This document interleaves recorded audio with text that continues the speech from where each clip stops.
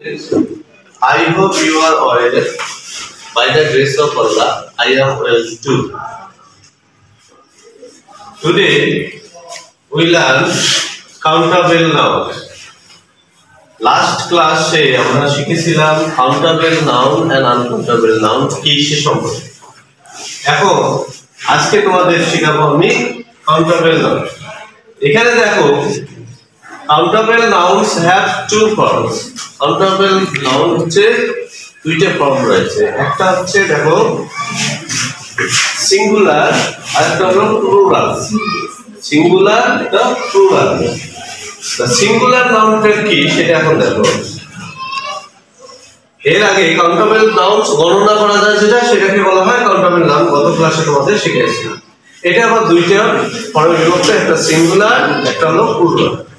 Singular noun দেখো কিভাবে singular noun হবে সেটা আমি দেখি। The singular forms refers to one person or thing. Singular form refers to one person or things. একটা ব্যক্তি বা বস্তুকে যখন বোঝাবে সেই নামটাকে বলা হবে সিঙ্গুলার।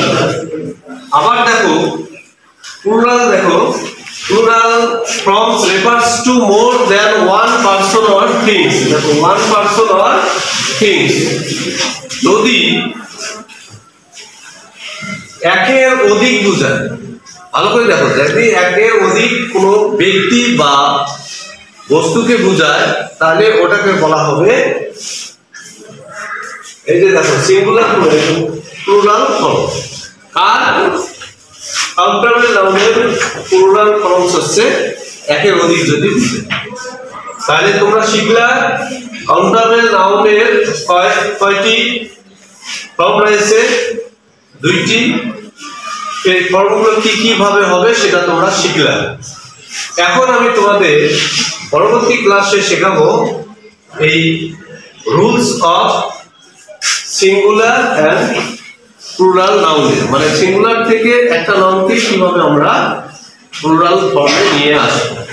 তাহলে পরবর্তী ক্লাস দেখার আমন্ত্রণ জানিয়ে আজকের ক্লাস এখানে শেষ। আল্লাহ হাফেজ।